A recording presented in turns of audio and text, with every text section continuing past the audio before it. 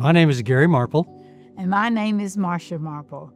We first came to Timberlake in 1998. When we first moved to Lynchburg, the first thing we wanted to do was to find a church home.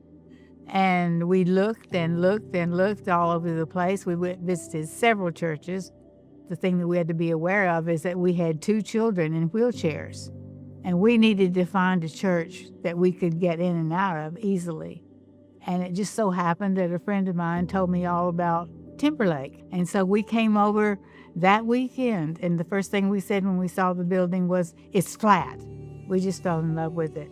And I started teaching a Sunday school class.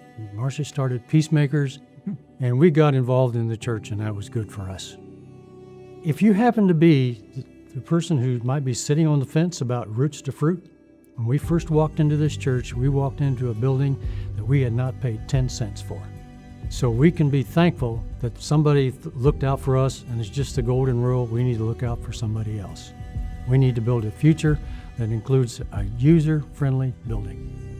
There's a lot of people that drive Timberlake Road, and if they can see a church that looks like a church, and this feels like a church, then we are a church.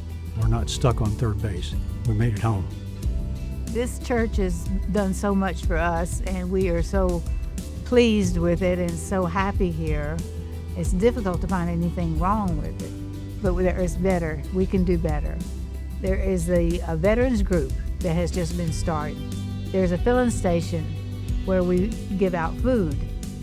There's a quilting group that makes quilts to give away. And there's a knitting group. And then there's a Thursday mornings men's group. So there is a multitude of uses for this building. We thought we would just tithe what we have. But when we did that, it didn't seem like enough, because the church has done so much for us, and there's so much possibility that the church can do for others. We decided to sort of double that.